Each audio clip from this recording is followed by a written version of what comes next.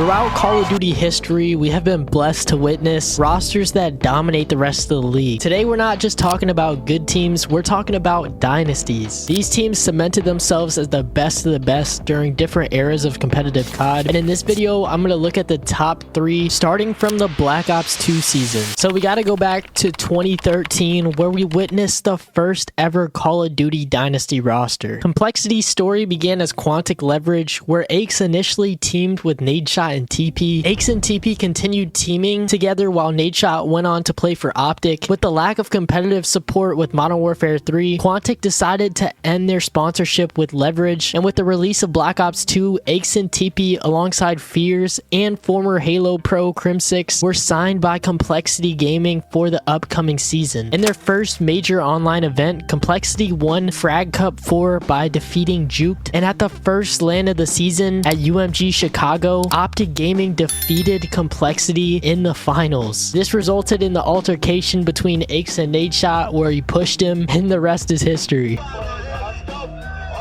Aches remained the team captain, but Fears was dropped in favor of Too Quick for the next event, and after 2 4th place finishes at MLG Dallas 2013 and CoD Champs in 2013, Too Quick was dropped for Clayster and what would be one of the greatest rosters in Call of Duty history. This new roster found immediate success as they won the next event, MLG Anaheim 2013, by defeating the 4-event defending champions Impact. I got him. Good job. Nice. Good job. Let's go.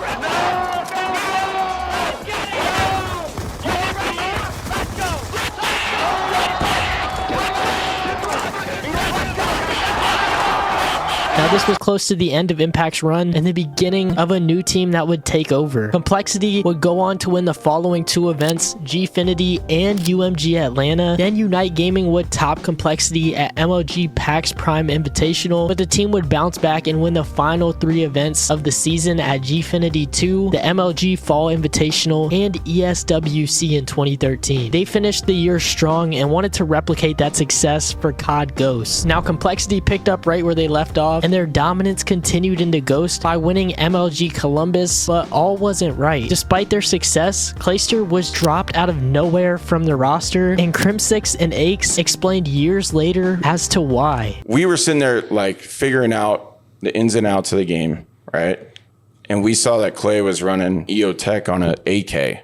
Just trolling us around. Or a around, 6X on an AK, just trolling. That was one of the main reasons why he got dropped. So yeah, he was pretty much dropped for having fun in a pub, and they picked up Karma instead, who succeeded on Impact and was a world champion in his own right. He instantly joined the team for the following event, UMG Philly in 2014, and they would go on to find success there as well. After 2 matches, Complexity decided to withdraw from the Call of Duty Winter Invitational, but then the team set their sights on CoD Champs for 2014, qualifying for the event with a 2nd place finish at the US Regional Final. And then it all came down to CoD Champs in 2014, where Complexity went 3-0 in group play and won every series in the championship bracket. They defeated Team Envy in the finals to claim the world championship, making Karma the only 2-time world champion at the time. Following this event, the team maintained dominance by winning the MLG CoD League Season 1 playoffs and proving their strength at UGC Niagara. And it was a weird time because CoD Champs was in the middle of the year, and then they would play CoD Champs and still have a couple more tournaments after that, which didn't make much sense, but that's how it was. Everyone was shocked to find out that EG acquired Complexity Gaming's roster on May 6 of 2014 following the team's win at Niagara. So the entire roster was transferred over and continued their play in the Ghost season. Their first LAN event was the MLG X Games Invitational, where they fell to 3rd place, which was the first time they had ever lost in Ghost. They went on to win MLG Anaheim against OpTic, but this is where their downfall began. After the victory at MLG Anaheim, the next event was Gfinity 3, which was over a month away at the beginning of August. The event was challenging for the team as they placed in the 5th through 8th spots, marking the lowest placement for Aches, TP, and Crim6 since before the launch of Black Ops 2. Evil Geniuses did not attend UMG Dallas in 2014, and 2 days after Dallas, Karma announced his desire to leave the team, and a day later, he was benched for Dito. The roster went out with a bang at ESWC France, but after this season, it was clear that the team no longer wanted to stay together together, and their run was officially over, going their separate ways for the Advanced Warfare season. By the end of their run, their stats were pretty insane. They won 7 out of 8 chips during the Black Ops 2 season. After picking up Clayster, they weren't as good in S&D, having a 54% win rate, but they dominated the CTF and hardpoints with 83% win rates on both of those game modes. And during the Ghost season, they won 5 out of a possible 7 championships with an 88% series win rate. So throughout the whole dynasty, they earned over $500,000, winning 12 out of a possible 15 championships. That's just pure domination, and they'll go down as one of the best rosters in COD history. But there was a new dynasty forming right around the corner, starting in the Advanced Warfare season. Yo,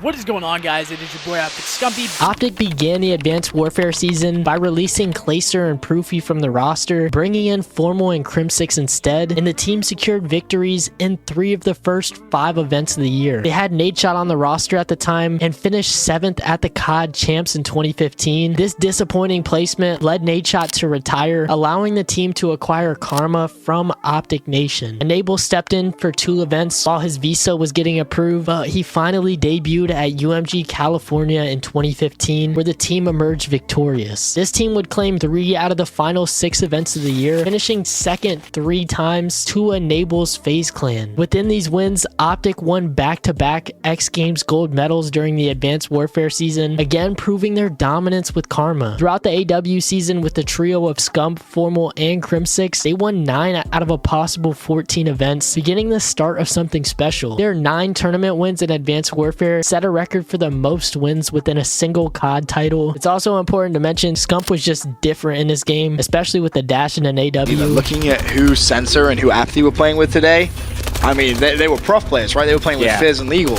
So for that to work out is definitely going to be While slightly less dominant than in AW, the OpTic Dynasty still achieved significant success in Black Ops 3, winning 5 major events. They began with a 2nd place finish at the Tostinos Invitational to Rise Nation. Then they began the official Black Ops 3 season with a tough loss to H2K Gaming, placing top 8 in the first event. However, they were not going to let this stop them from performing at their best for the rest of the season. This team was nearly unstoppable in hardpoint with a 32-5 record in this game mode, and throughout stage 1, OpTic went 20-2 with a 91% map win rate, and would go on to win the stage 1 playoffs in a dominant fashion. In May 2016, OpTic continued to show their resilience with their bracket run knocking out Infused, Millennium, and Splice to take home the gold. MLG Anaheim was a similar story as OpTic went on to win $40,000, knocking out Elevate in an incredible grand finals match. Season 2 marked a rough patch in their gameplay with a slightly lower record of 16-6. I mean, that's still extremely good, and they were still being considered the best team in the game. However, at stage 2 playoffs, they were upset by LG after taking a 3-1 series lead with a top 8 finish to everyone's surprise. But within just a few weeks, OpTic bounced right back with a dominant finish at MLG Orlando in August 2016, right before the biggest tournament of the year, COD Champs. They struggled to beat Envy, and to this point, they had never beaten them during CWL Champs, and unfortunately, this tournament would be no different. After going 2-1 in group play, OpTic lost their winners bracket match versus Envy, losing 1-3, and now in losers bracket, they dominated Team Infused and Luminosity to finally play Cloud9 with OpTic's Kryptonite and someone who may be familiar,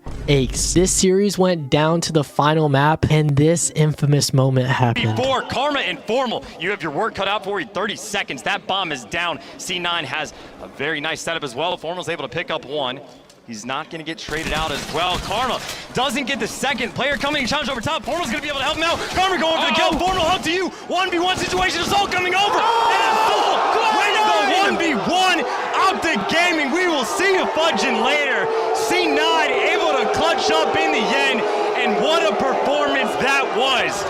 All the way down to the AR battle. So just like that, OpTic was eliminated from Champs, and the OpTic curse continued. There was a bunch of frustration boiling in the team, and OpTic decided to stick together for the Infinite Warfare season. But they were walking on eggshells at this point, and they began the season with a top 6 finish at CWL Las Vegas. And this looked like the beginning of the end. One more poor placement, and the team was gonna split. So during CWL Atlanta, they almost lost to an open bracket team, Panda Atlanta Gaming before mounting a 2-5 comeback in the final map, with Karma single-handedly saving the OpTic Dynasty with this 1v1 clutch to advance in the tournament. They would go on to place second, giving them the confidence they needed going forward. Their first win as a team came at CWL Paris in February 2017 with a dominant 3-0 finish against FaZe Clan, and from here the season took a turn for the better and OpTic was back in their dynasty form. At CWL Dallas, after almost getting reverse swept twice, they beat E United in grand finals. CWL Anaheim ended in a disappointing top 8 after losing to Luminosity in E6, but at stage 2 playoffs, OpTic turned heartbreak into hope once again. They lost to E United in winners, then would come back to beat them and NB twice for another victory on the season. And then it came down to the biggest tournament of the year, Infinite Warfare Champs. This was their best and probably their only chance to break the curse with this team, and they were more determined than ever before. They began in the winners bracket, beating Splice and FaZe along the way. However, when they matched up against Envy, a team that they hadn't beat in COD Champs to this point, they would lose 1-3, sending them to the losers finals. They dominated Luminosity in losers finals, securing their spot in the grand finals, where they had to beat Envy not once but twice. This was their chance to make it happen, and they took full advantage of it. After battling for years to win a chip, they cemented their dynasty, winning a Call of Duty championship and capping off a historic run that we all know as the OpTic Dynasty.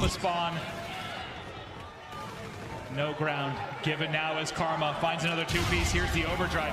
Popped. Is he just trying to back him up? Making all the plays is Crim6.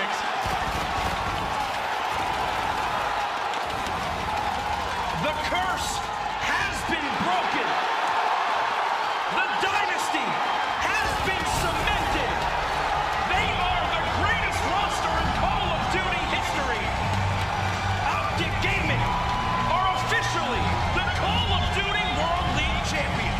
They stuck together for the World War II season, but poor placements at the first 5 majors proved to be the end of the OpTic Dynasty as we know it. Eventually, they dropped Formal and Karma, picking up Octane and Methods, but we will certainly never forget the dominant run that they had for 3.5 years together. By the end of their run, with 23 events attended, they made 17 finals appearances, winning 13 events. And on top of that, winning a COD Champs, being Karma's 3rd ring. And we'll probably see nothing like it ever again. So now this third one's going to be a bit controversial, and I'm probably going to get cooked in the comments for even adding this one, but I wanted to add something from the COD League era, and this is honestly the closest thing that we've seen to a dynasty. I don't even know if I can call it that. It's up for debate. It's also important to realize that competitive COD and how the tournaments are, it's completely different than it was back in the days of Complexity and OpTic. So like I said, take this one with a grain of salt, but I wanted to look at the most dominant season in the CDL era, and that comes from Atlanta FaZe in between the years of Modern Warfare and the Cold War season. The installation of the Call of Duty League brought many changes, and one of them was the new format. Over the course of each home series weekend, the 4 teams that have won 2 matches in their respective groups would advance to compete in a single elimination bracket to determine the home series event winner. aBeZy and Simp were just coming off of a championship with E United and Black Ops 4 alongside Arcedes, Pristini, and Clayster, and the COD League became a franchise league, which changed everything we knew from the old competitive scene. So FaZe started the Modern Warfare season with Celium, aBeZy, Simp, Major Maniac, and Priesta. CDL launch weekend gave them their first shot to prove themselves on a bigger scale, and they rose to the challenge. They began opening weekend with a 2-0 record, beating Dallas Empire along the way, hinting at the future rivalry to come. As the hosts of their next event, Atlanta FaZe capitalized on their home advantage, clinching the championship without dropping a single series. Their aggressive playstyle was on full display, solidifying them as a top team. The Call of Duty League was set to be an amazing time with many LAN events, but everything changed when COVID hit, forcing the teams to play online for the remainder of the season. But by the end of the year, Atlanta FaZe finished second on 5 separate occasions, including the Call of Duty Championship. And I even include this Modern Warfare season because I feel like this was a big stepping stone for Simp, especially when it came to the following year. But by the end of the Modern Warfare season, Atlanta FaZe finished with a regular season record of 26-7 with a 78% series win rate, and this granted them a 2-round bye and placed them in the winners bracket round 3 for Call of Duty champs. They began the weekend by defeating Chicago Huntsmen 3-2, earning themselves a spot in winners finals. However, they faced their first challenge after losing to their rivals Dallas Empire, and they would go on to play Chicago once again and would beat them once again. They advanced to the grand finals in a final series that was a best of 9 against Dallas, where aBeZy and Simp played their former teammate Clayster. Atlanta FaZe would not win this event, and what seemed to be a trend for that whole year, they finished in second place, earning $900,000 in prize money. While they were dominant during this entire season, they were a top 2 team all year. They failed to finish many events with multiple second place finishes, but the trio of Simp, aBeZy, and Celium decided to stick together, with Call of Duty transitioning to 4v4 during the Cold War season. Putting the stats on the screen right now, you see they won a possible 2 out of 9 events, which is not very dynasty worthy, but even deeper than that, this dude Simp was having an MVP season and definitely prepared him for what was to come, being one of the most dominant seasons we've ever seen in competitive COD history. So for 2021 in Cold War, Atlanta FaZe picked up a familiar face in the COD scene and a world champion in his own right.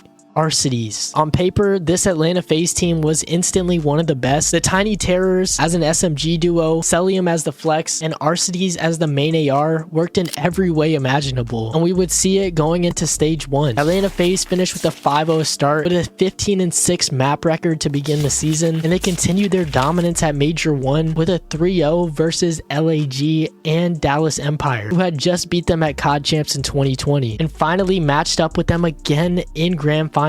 This time, FaZe got the better of them to start the season and finished the tournament in first place, Simp having a 1.25 KD, and stage 2 proved to be another dominant stage for them despite being upset by LAG in week 3. But by this time, everything was still being run online. They were the expected favorites to win Major 2, starting off the weekend with a decisive 3-1 victory over Toronto Ultra, then beating Dallas Empire 3-1 as well, finally matching up against Cold War Cami and Toronto Ultra. But in the best of 5 series, Atlanta FaZe would see their first major loss in the grand finals as Bance and Kleenex completely took over. Bance finished the grand finals with a 1.44 to shut down FaZe 5-3, and Atlanta were on their revenge tour for stage 3. At this point in the season, Toronto were starting to heat up and FaZe were right by their side. So during stage 3, Atlanta FaZe finished with another 4-1 record with a 64% map win rate, earning another winners bracket spot for Major 3. This time around, FaZe dominated Dallas Empire before matching up against Toronto Ultra again, and FaZe proved to be the better team on 2 occasions, beating them in winners round 2 and in losers finals. FaZe met up with NYSL in a best of 9 grand finals where Simp, aBeZy, and Arcades played against their former teammate Clayster, proving to be the best team in the game. Arcades was struggling in the previous stage but stepped up when it mattered and earned player of the stage with a 1.17. And similar to stage 1, FaZe went flawless this time with their best map win rate yet, an 88.24%. This was pure domination. Major 4 was the first offline tournament of the season, and it was nice to see things back on LAN, but this didn't change much for Atlanta. They began by beating Rocker and Toronto to secure a spot in grand finals against their longtime rivals Dallas Empire. But this series turned out to be one of the closest of the entire season, as Vivid, Shotzzy, Illy, and Crimsix took FaZe all the way to the final map when this happened.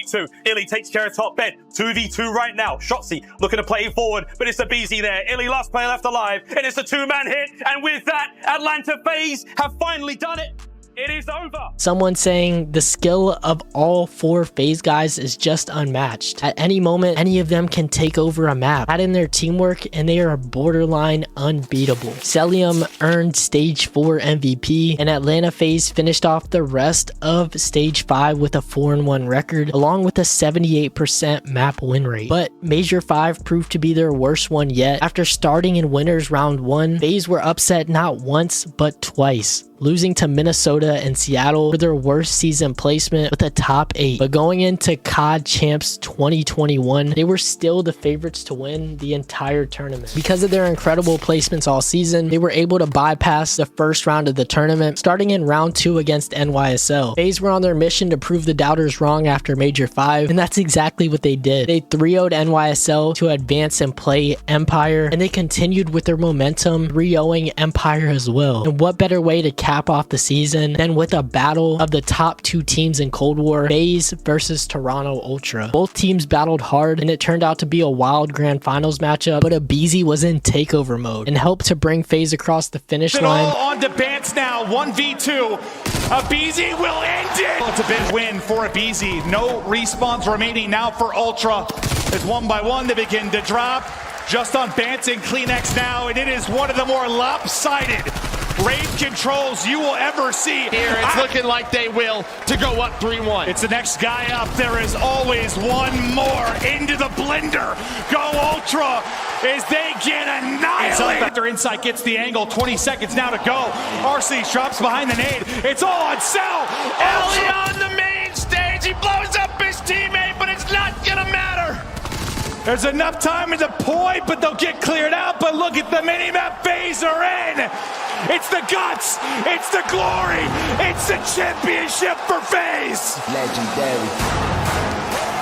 With a 5-3 win over Toronto, capping off their incredible season and leaving many to question if FaZe was a new dynasty roster. aBeZy earned the MVP award, and FaZe was on top of the world to start the first 2 years of the CoD League. Now, FaZe's Vanguard season can be compared to OpTic Gaming's World War II season, as they struggled to find consistent placements, and they would not win a single tournament for the entire season with RCDs on the roster, and would go on to place second at CoD Champs in 2022. RCDs being released from the roster shortly after, effectively ending their dynasty run, or what could have been. They had one of the most dominant seasons in CDL history thus far, and now with Draza, the trio of aBeZy, Cellium, and Simp are trying to run it back again. Throughout Modern Warfare, they won 2 out of a possible 9 events, and throughout the Cold War season, they won a possible 4 out of 6 events, winning over $3 million in total with an 80% series win rate of 65-16.